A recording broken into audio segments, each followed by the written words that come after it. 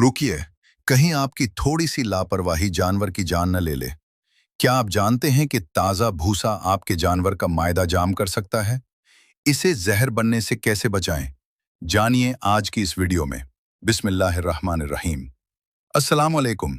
Welcome to my channel vet doctor PK. आज हम एक निहायत अहम मौजू पर बात करेंगे और वो है ताज़ा गंदुम का भूसा और इसका जानवरों की सेहत पर असर। नाजरीन, जैसा कि आप जानते हैं, इस वक्त गंदुम की कटाई का सीजन चल रहा है और ताज़ा भूसा बड़ी मिकदार में दस्तयाब है। ये भूसा नरम, खुशबूदार और जानवरों को बहुत पसंद होता है, इसीलिए वो इसे शौक से ज्यादा मिकदार में खा लेते हैं। अब अगर हम भूसे की कंपोजिशन को देखें, तो इसमें तकरीबन 40% सेल्यूलोज, 25% हेमी सेल्यूलोज, 10% लिग्निन और प्रोटीन सिर्फ 2 से 3% होता है। यानी भूसा फाइबर से भरपूर है, लेकिन प्रोटीन की मिकदार बहुत कम है।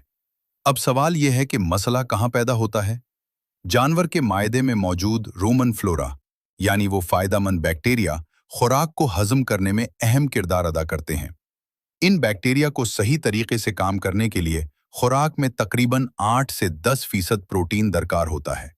लेकिन जब जानवर ज्यादा मिकदार में भूसा खाता है, जिसमें सिर्फ 2 से 3% प्रोटीन होती है और साथ ही पानी भी कम पीता है, तो रोमन फ्लोरा कमजोर हो जाते हैं।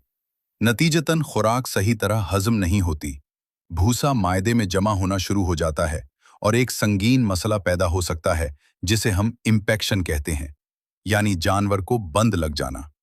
ये हालत बाज औकात इतनी खतरनाक हो जाती है कि जानवर की जान भी जा सकती है। तो हमें करना क्या चाहिए?